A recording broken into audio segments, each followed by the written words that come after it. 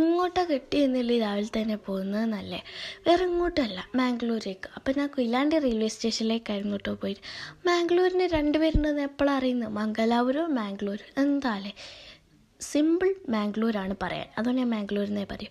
Railway സ്റ്റേഷനിലെത്തിയാലും പിന്നെ train വന്നു. ട്രെയിനിൽ കയറി ഞാൻ സ്ലോ ആയാലും എടുത്തു.